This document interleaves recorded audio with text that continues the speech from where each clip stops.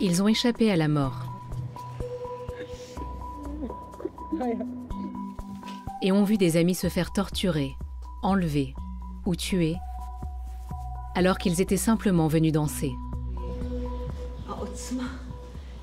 Tu as vraiment vécu quelque chose de terrible. Une fête de l'amour s'est transformée en un horrible cauchemar.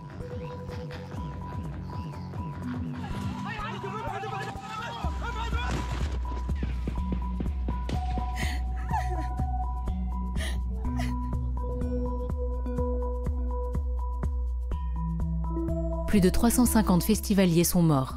Au total, quelques 1200 personnes ont été victimes de l'attaque du Hamas. Notre terre, nos âmes et nos cœurs ont été dévastés.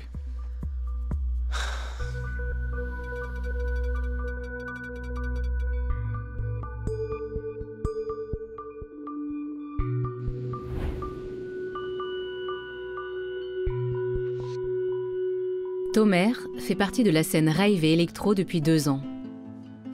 Auparavant, il a servi dans une unité spéciale de l'armée israélienne.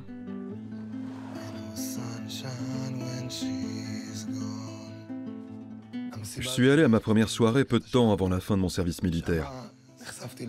J'ai découvert un monde d'amour pur. On y va pour donner et recevoir de l'amour. Je quittais l'univers de l'armée et je me disais, je veux faire quelque chose qui me rend heureux. J'ai même commencé à travailler dans des festivals. Depuis des semaines, Tomer et sa petite amie Shoval se faisaient une joie d'aller au festival Supernova. Tomer et moi, on s'est rencontrés à un festival. Je suis allée à son stand pour acheter quelque chose. On a tout de suite accroché. Ça fait 5 mois qu'on est ensemble. Je vais à des festivals.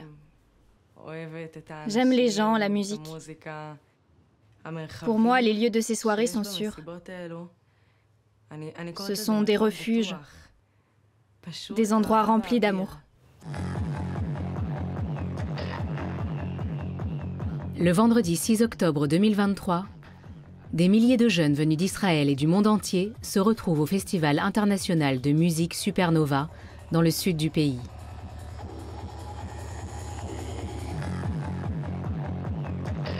Tout le monde m'appelait la fêtarde. J'étais celle qui dansait et s'éclatait tout le temps.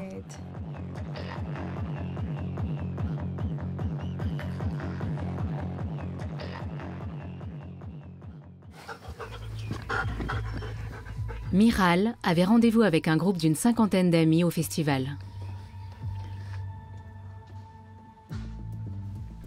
Un ami est venu me chercher. Et pendant tout le trajet, je lui ai demandé pourquoi on roule en direction de Gaza. Pourquoi c'est si près de la frontière? Il a répondu, ça va aller, il y a des agents de sécurité. C'est un événement autorisé, la police est sur place. Le site du festival se trouve à 5 km de la frontière avec la bande de Gaza, un territoire contrôlé depuis 2007 par l'organisation terroriste palestinienne du Hamas et depuis lequel des roquettes sont régulièrement tirées vers Israël. Noam Cohen est photographe. Il devait prendre des photos du lever du soleil. Des gens géniaux, une ambiance pleine d'amour et de liberté. C'était fou, le bonheur total. On célébrait la vie. Pour être franc, on pensait, quand même, c'est tout près de la frontière. Mais en même temps, il y a des colonies juives, des gens qui vivent là. Vous savez, je me sens en sécurité dans mon pays. Je me disais, qu'est-ce qui peut bien arriver? La barrière ne peut pas être franchie. Le lendemain matin, à 6h30, le jour se lève sur le désert. Les festivaliers convergent vers la place centrale. Le lever du soleil est le point d'orgue de la fête. J'ai toujours baigné dedans. Les fêtes, les festivals, la musique.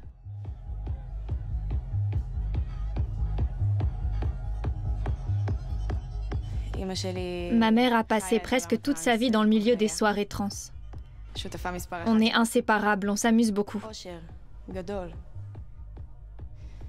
Tu vois partout des visages familiers. On danse ensemble. Ce sont tes meilleurs potes, même si tu ne connais pas leur nom. C'est ton refuge. En fait, ma mère devait m'accompagner ce samedi-là. Mais heureusement, elle n'est pas venue. Un pote est venu à mon stand et il m'a dit qu'il était défoncé, qu'il se sentait pas bien et qu'il avait besoin de mon aide. On s'est assis, je lui ai tenu la main et tout à coup, on a entendu un boom.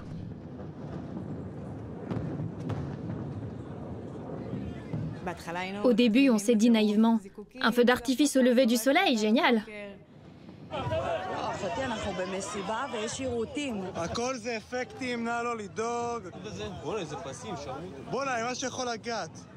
On a regardé vers le ciel et on a vu peut-être 80 roquettes interceptées juste au-dessus de nos têtes.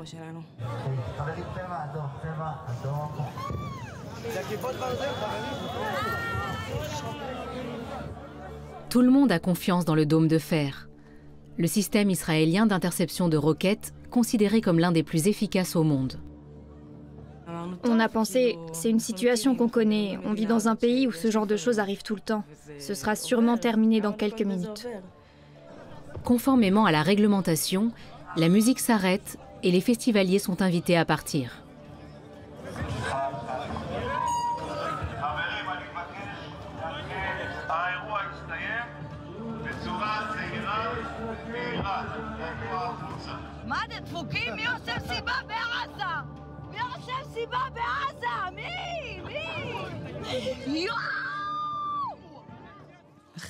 Environ 2 minutes plus tard, un agent de sécurité est arrivé. Et il a demandé à tout le monde de s'en aller.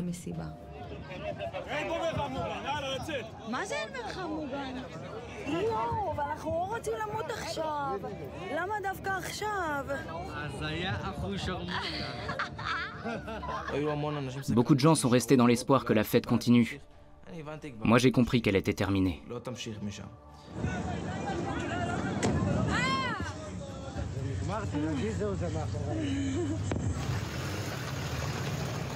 On est monté dans la voiture. J'ai appelé des potes pour m'assurer qu'ils allaient tous bien.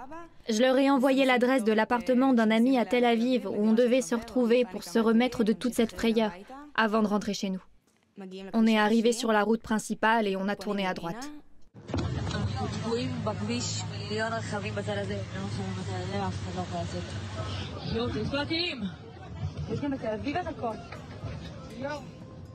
Mais les roquettes ne sont qu'une manœuvre de diversion pour masquer une attaque sans précédent du Hamas.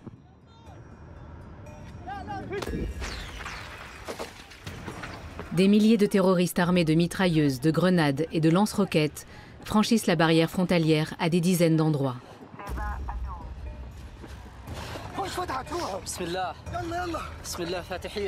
Ils pénètrent sur le sol israélien en jeep, en pick-up et à moto.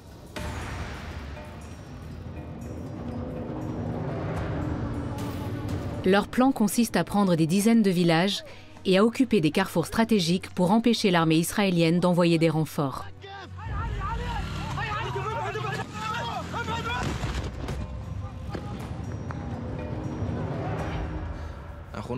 Après environ 5 minutes de trajet, à 1 ou 2 kilomètres, on a entendu soudain des coups de feu.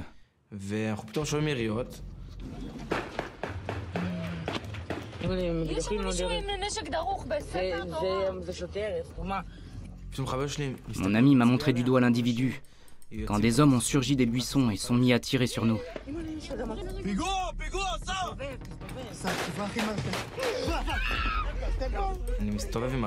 J'ai fait demi-tour et mon ami a été touché à travers la tôle de la voiture. Je me suis retourné et il a commencé à saigner. Je n'arrivais pas à y croire. 7 heures du matin. Les terroristes occupent les carrefours les plus importants sur le territoire israélien, tout autour de la bande de Gaza. Des dizaines de festivaliers sont déjà morts.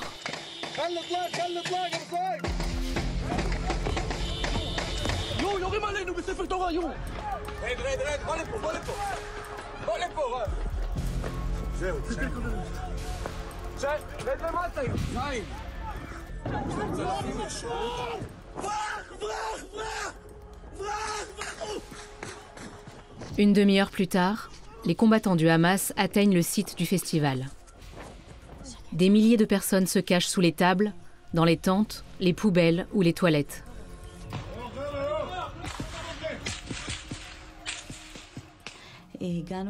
On est arrivé dans une espèce de baraque sur le site du festival. Et on a entendu des tirs tout près.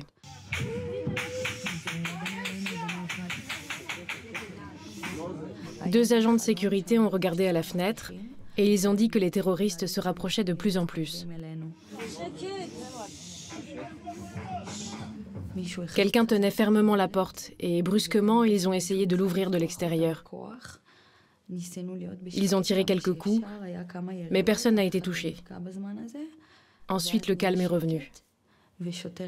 Un policier qui était avec nous a dit « Si vous voulez rester en vie, levez-vous et sauvez-vous ». Je n'avais qu'une idée en tête, partir de là, parce qu'on voyait les terroristes se diriger vers nous. En quelques minutes, les terroristes tuent les policiers et les agents de sécurité.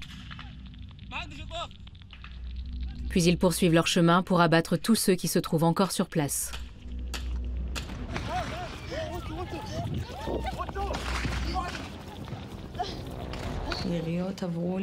Des balles sifflaient dans mes oreilles. Je ne savais pas si je devais me jeter au sol ou sauter, parce que des gens tombaient tout autour de moi.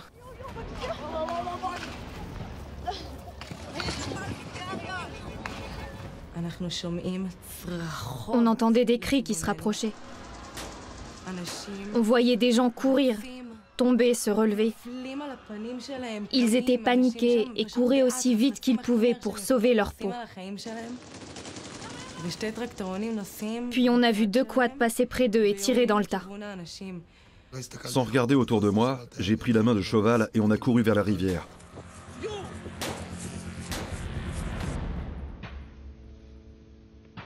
On a aperçu un groupe caché dans un buisson et on a rampé jusqu'à un buisson plus petit, à quelques mètres d'eux.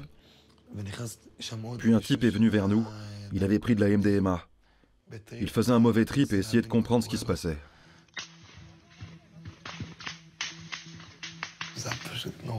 C'était horrible.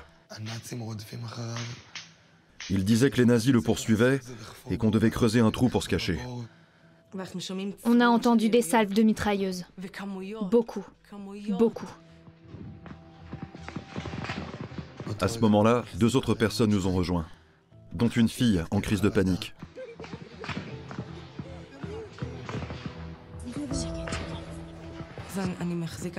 J'ai pris sa main et je l'ai enlacée. Je lui ai expliqué qu'il fallait faire aucun bruit et qu'elle devait arrêter de pleurer parce qu'il fallait pas qu'ils nous entendent. L'armée israélienne est débordée par les événements. Beaucoup de ses positions ont été prises, y compris le quartier général de la division de Gaza. Même le système de communication a été détruit. À ce stade, les terroristes contrôlent 22 villages et bases militaires autour de la bande de Gaza. On a entendu des gens hurler autour de nous. Ensuite, ils ont crié « Il y a un terroriste !» Et puis silence. Les tirs cessent par intermittence. Les fugitifs espèrent que c'est bon signe et que l'armée est peut-être arrivée. Mais la réalité est bien plus cruelle.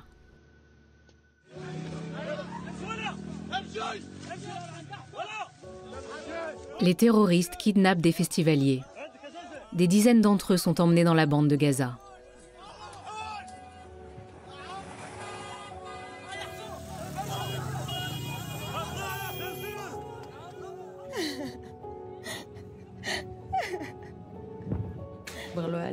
J'avais les jambes coupées à force de courir.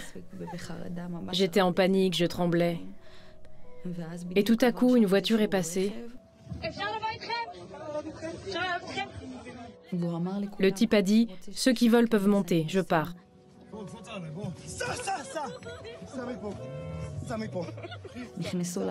Une vingtaine de personnes se sont entassées dans le véhicule, mais il n'y avait plus de place pour moi. Je me suis agrippée à la fenêtre et j'ai couru à côté de la voiture. Mon copain l'a supplié de me laisser monter parce que je ne pouvais plus courir, que les terroristes étaient juste derrière nous et qu'ils nous mitraillaient. Alors il m'a tirée par la fenêtre.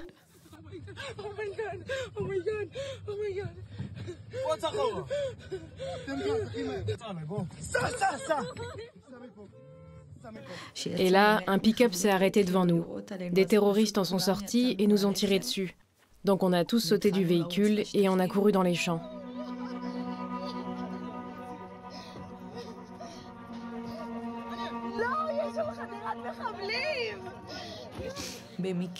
Tout à coup, j'ai aperçu un char avec quelques personnes que j'avais vues à la fête. Il y avait aussi un policier et quelques soldats. On leur a demandé si on pouvait monter dans le char, mais ils ont crié que ça n'était pas possible, qu'il y avait déjà des fleurs à l'intérieur, c'est-à-dire des soldats morts. Puis une grenade a été lancée vers nous.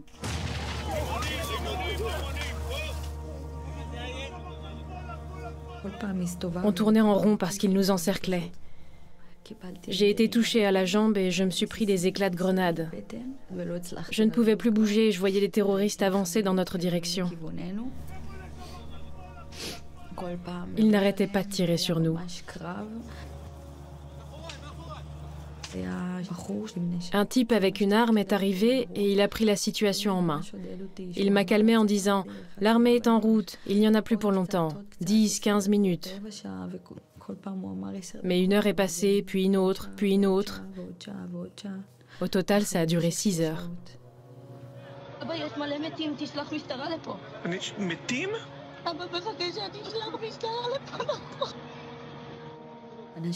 J'étais près des gens qui avaient été touchés à la tête et qui étaient en train de mourir. Un type juste à côté de moi savait qu'il n'en avait plus pour longtemps. Il m'a demandé d'appeler sa mère. Mais tous les portables étaient déchargés. Il voulait juste lui dire qu'il l'aimait. Il n'a pas pu le faire.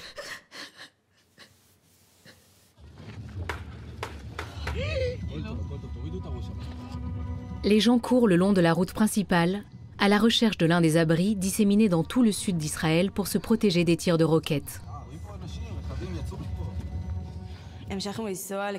On roulait en direction de Sderot. On a entendu des coups de feu. Ils étaient tout près de nous. Mais je n'ai vu personne. On est allé dans l'abri. Les abris sont des cubes de béton armés. Noam et Rareli se réfugient dans 2 d'entre eux, situés l'un en face de l'autre. J'ai été un des premiers à y entrer. Donc j'étais tout au fond, loin de l'entrée. Beaucoup de gens se pressaient contre moi. Normalement, l'abri est prévu pour 10 personnes, mais là, on était entassés à 30. 2 à 3 minutes plus tard, on a entendu une explosion.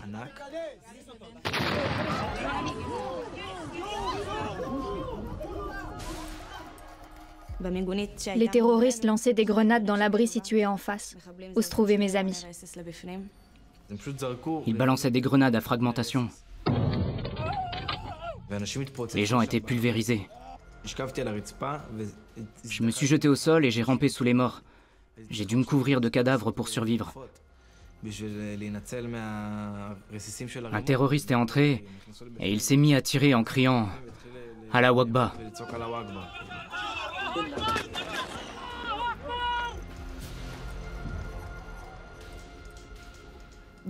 Je n'ai jamais eu aussi peur de ma vie.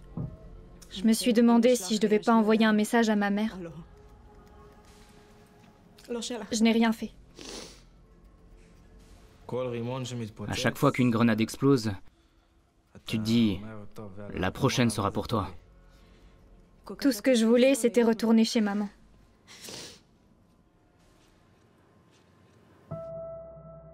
De longues heures qui paraissent une éternité. Les survivants se cachent dans la zone à l'est du site du festival. Et toujours pas d'aide en vue.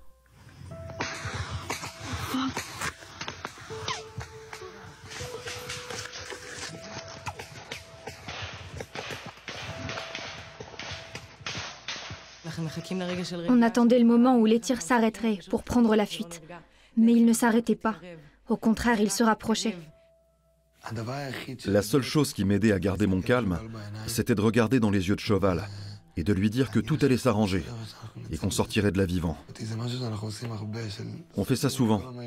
On se coupe du monde extérieur en se regardant dans les yeux. Comme si on était seul sur Terre. J'ai regardé Tomer et je lui ai dit, on va s'en tirer. Après 2 heures où ils ont tué tout ce qu'ils pouvaient trouver, il y a eu une pause. Alors on s'est dit, on va courir aussi loin qu'on peut. On s'était lancé en direction de Patish, le village le plus proche. Quand on est sorti des buissons, des gens nous ont vus. D'un coup, tout le monde a quitté sa cachette. On s'est retrouvés à une vingtaine. J'ai mené le groupe en nous frayant un chemin. On a marché dans le lit de la rivière à travers les broussailles. Ne voyant aucune aide arriver, les rescapés s'envoient des données de géolocalisation par téléphone pour baliser d'éventuels itinéraires de fuite. Une personne du groupe a appelé quelqu'un pour qu'il vienne nous sauver en voiture. À son arrivée, on a couru vers lui et on lui a demandé d'emmener le plus de gens possible. Il a accepté.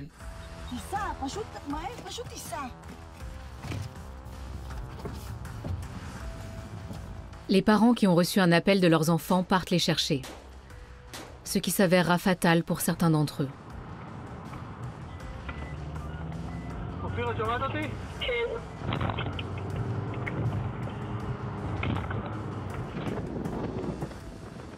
Des habitants des communes voisines viennent en pick-up et sauvent ainsi des centaines de personnes.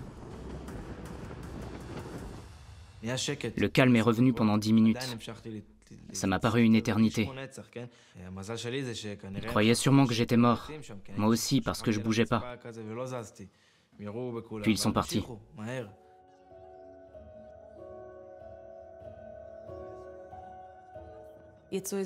Trois personnes sont sorties. On s'est regardé et mon copain a dit « Cours ». J'ai vu un véhicule civil et j'ai levé les mains pour qu'ils sachent que je n'étais pas un terroriste. Puis je suis monté dans la voiture. On a roulé à toute vitesse, à 200 km/h. On est passé devant des voitures brûlées, des personnes calcinées, des cadavres étendus sur le sol.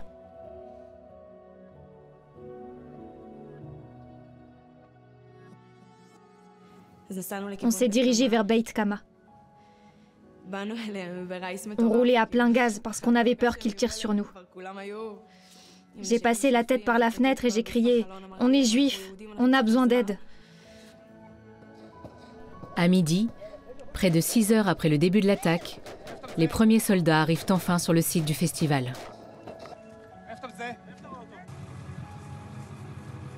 À ce moment-là, des centaines de terroristes sont déjà sur le sol israélien. Il faudra encore quelques heures à l'armée pour reprendre le contrôle de la zone. Vers 1 heure, un véhicule blindé est arrivé. Ils n'ont emmené que les blessés. J'avais de la chance, comme j'étais blessée, j'ai pu monter. Plus tard, à l'hôpital, j'ai vu la vidéo d'un type qui était là-bas avec moi et qui a été pris en otage.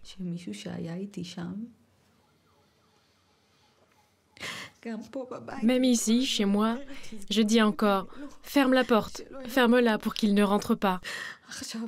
Dernièrement, il y a eu une alerte aérienne et on est allé dans l'abri. J'ai eu peur qu'ils viennent me kidnapper. «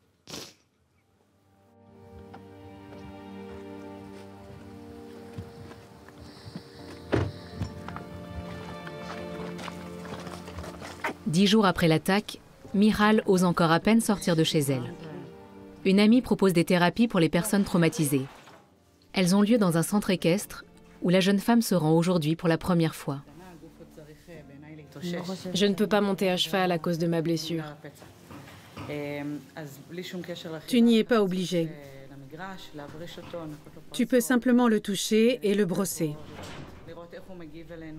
C'est un centre à vocation thérapeutique. On ne veut pas mettre la pression aux gens.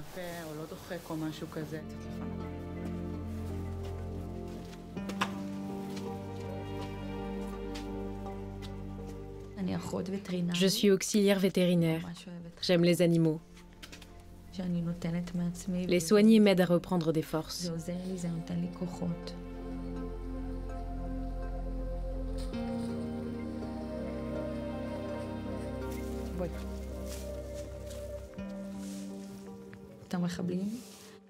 On a dit que les terroristes étaient des bêtes. Mais c'est pas vrai. Ils représentent juste le mal. Je ne peux même pas mettre de mots dessus. Pendant toutes ces années, on nous a beaucoup parlé de la Shoah. On nous a rappelé ce qui s'était passé pendant cette période. Maintenant, on peut dire qu'on l'a vécu dans notre chair. Tomer est sorti indemne de l'attaque. Mais le traumatisme continue à le hanter. Il craint désormais pour sa propre sécurité et celle de ses proches. Ce qui l'aide, c'est de prier pour le salut des victimes et la protection d'Israël. Shema Israël, Adonai Eloheinu.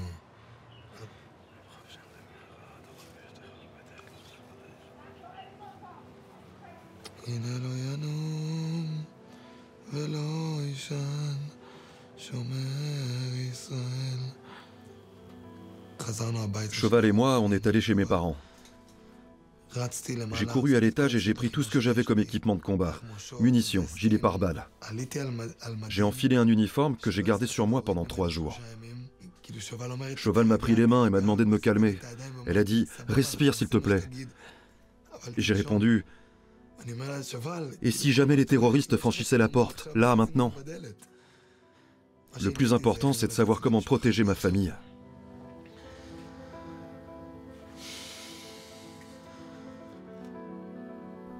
Tous deux viennent chercher du réconfort auprès de la grand-mère de Shoval, qui habite juste à côté. Plus tard, une fois de retour à la maison, toute la peur qu'on avait accumulée est remontée à la surface. Je me suis sentie comme paralysée. Et Tomer m'a lancé le même regard que lorsqu'on était cachés dans les buissons. Mais moi, j'ai pas pu le regarder dans les yeux. Je me suis rappelé le moment où on s'est observé dans les broussailles. Il m'a regardé dans les yeux et j'ai fondu en larmes. Il ne faut plus y penser. Pensons plutôt à la vie. Je t'aime.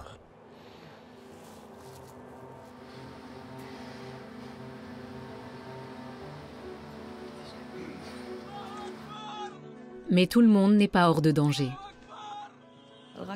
À l'hôpital, j'ai reçu des vidéos d'amis qui ont été enlevés ou tués. J'ai vu toutes les atrocités qu'ils leur ont infligées et des images de mes copines qui ont été torturées. C'était horrible.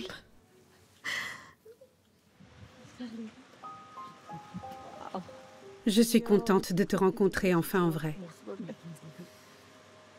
On s'est parlé 1h30 au téléphone, mais ça me fait chaud au cœur de te voir et de pouvoir te serrer dans mes bras.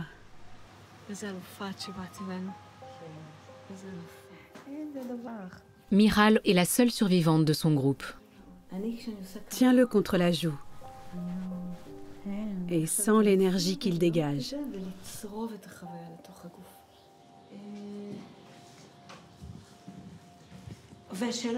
Voyons comment on peut te faire surmonter ce traumatisme.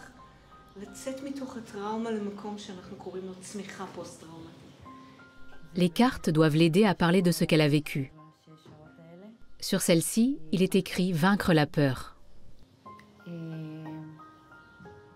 La peur est tellement ancrée en moi. Elle est si profonde et viscérale.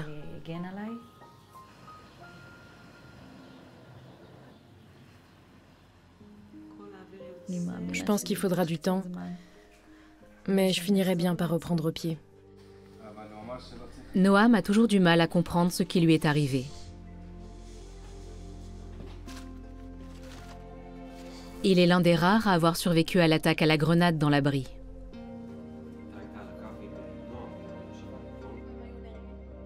Racheli et ses amis restent très proches les uns des autres les jours qui suivent le drame. Dans tout le pays, des groupes de soutien secrets pour accompagner les rescapés. Pour les amis et la famille des otages, c'est le début d'un long combat. Ils ne perdent pas l'espoir de pouvoir bientôt serrer leurs proches dans leurs bras. J'espère qu'on va s'en remettre et faire revenir les otages avec l'aide de Dieu. On ne veut pas de la guerre. On veut la paix. C'est pour cette raison qu'on avait organisé cette fête. Je pense que la guerre va aider les gens à distinguer le bien du mal. Les ténèbres de la lumière, à comprendre ce qu'est la bonne lumière, et que c'est elle qui triomphera. J'y crois vraiment.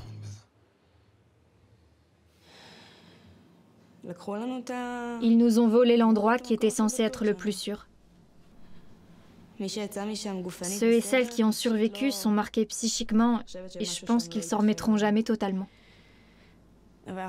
Mais on va de l'avant, autant qu'on peut. Je retournerai danser pour leur rendre hommage. Bien sûr qu'on fera de nouveau la fête. Sinon, à quoi ça aura servi tout ça? Pourquoi est-ce qu'ils sont morts? Donc oui, on continuera de danser. En leur mémoire. Pour eux. Je suis sûre que c'est ce qu'ils auraient voulu.